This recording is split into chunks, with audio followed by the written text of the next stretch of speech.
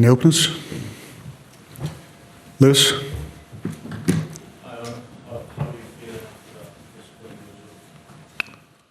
Disappointing result, disappointing performance. So completely different than I felt after the Paris Saint-Germain game.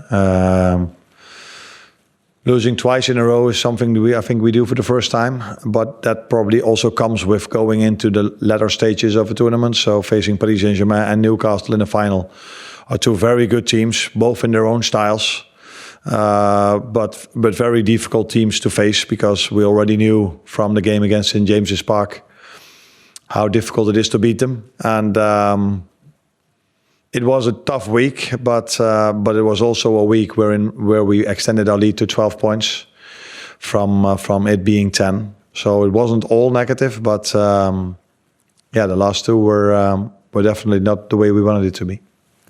Andy, Ton? Do you think that it was the team was physically fatigued or mentally fatigued, or a combination of both today? After what? Yeah, mentally is always difficult to judge. Were we on Tuesday mentally or physically tired? No, but this game had nothing to do with running. This game had only to do with playing duels, and there was no intensity in terms of running in this game at all. So you cannot even judge it if we were tired, yes or no, physically. Because we could not press them. You can judge a team if they are tired and if they press, but there was nothing to press because they played over our press.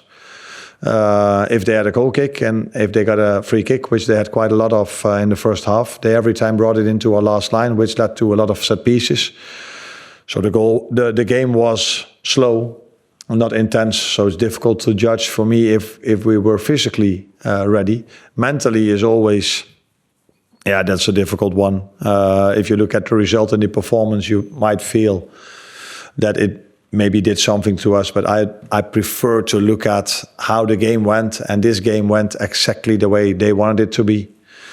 A fight with a lot of duels, and a lot of duels through the air. And if we play 10 times a game of football through the air against them, they win it probably 9 times, because they are a stronger team through the air than us, which led to the first goal and the second goal, because the second goal was also a header that they won at the second post that fell for Isaac and led to the 2-0. Ian Latham? You talked about duels in the air.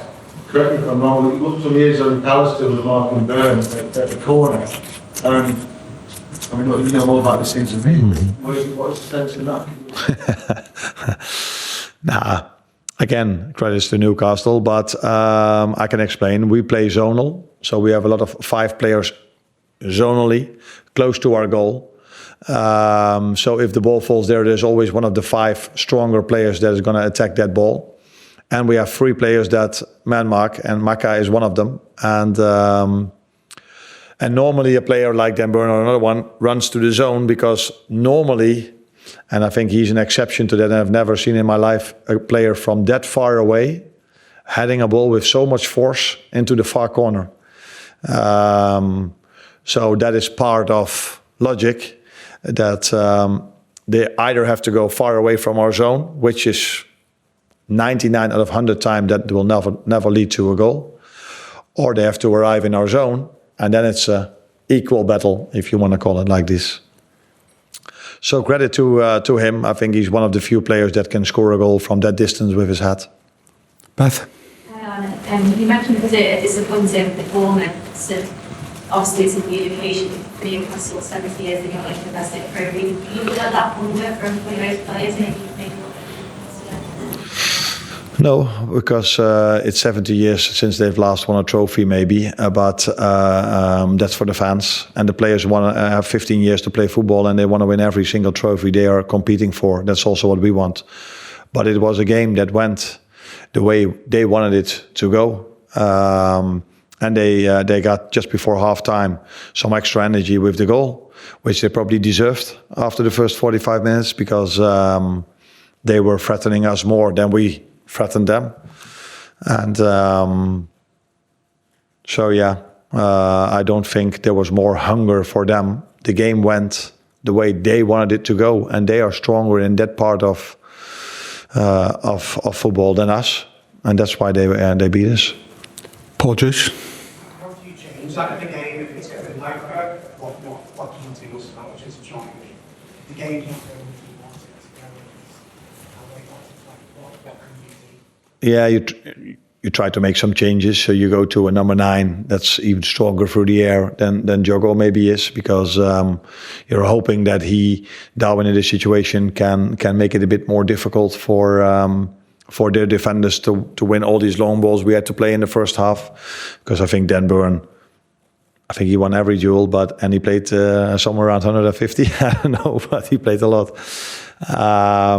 So you try to influence it like this, and you're showing at halftime that in the few moments that are left when the ball is on the ground, that we have a bit more time than we think, and we could make better decisions than we made in the first half. And that's also what I saw immediately after halftime, when we played Virgil free with a triangle, and he dribbled all the way in, played the ball to Jogo, and that led to not to a chance because Joe Linton threw himself in front of the ball. But I saw the second half us playing through them a bit more, but a bit, not a lot, but a bit more. James Pearce. Arne, such a damaging week going out for Champions League and now losing the major final. How do you ensure that doesn't have a knock-on effect for the rest of the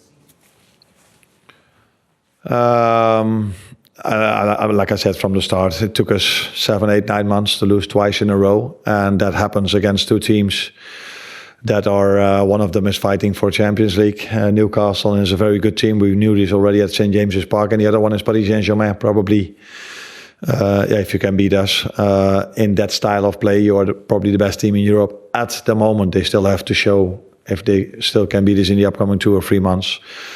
So, but I want to make clear one more time that the week started off really well by us beating Southampton. That's why we extended our lead to 12 points with 9 games to go.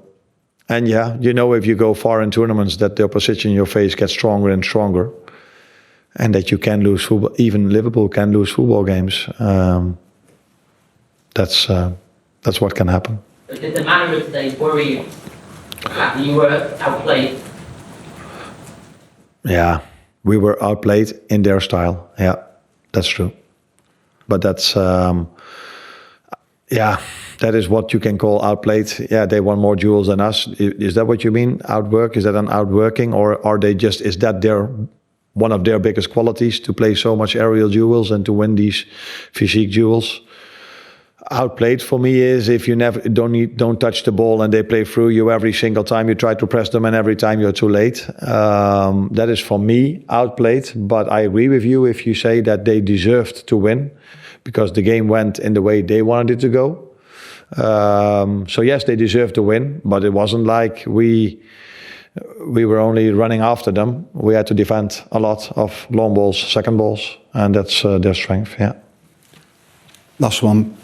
The international break coming up now, is that good time for the team to not have a few games on the summer going away for internationals, but considering the 2 bad results and then what it would have taken out, it's a good time to maybe have that break. We are here in one of the biggest clubs in the world, Liverpool, but it's not for the first time in their history or in the last 2 seasons that they've lost 2 games in a row. This is part of playing football, especially if one of them is when you face the best team in Europe at the moment. And the other one is facing Newcastle, which is a very strong team in England. So I would have loved to play next week. But now the situation is that they go to the national teams where they have to play 2 more games again. And then it's probably 1.5 weeks before we face Everton, which is again a team we already faced. And we know how difficult that one was. So let's see. I think there are 2 Dutch journalists that want to ask a question. Okay. And the other one is there.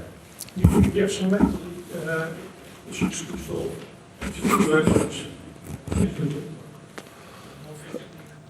No, I don't think physically, because of what I just said. If you looked at how we played Tuesday, it was the best physical performance in my 8 or 9 or 10 months at Liverpool. I've never seen a team working so hard, trying to press the other team, so aggressive, running so much. Today, it wasn't about running. It was more about duels. Yeah, mentally, it's always tough to lose a final. It's always tough if you wear the Liverpool shirt to go out of Europe. But again, last season I think I'm not sure quarterfinal or last 16 when they lost against Atalanta Bergamo 3-0. And it's part of football. If you face strong teams, that you can lose as well. But ideally, you go through the whole season only winning. But yeah, it can happen that you also after 8 months of football lose twice in a row if you face Paris Saint-Germain and Newcastle. Well done. Yeah. Thank you.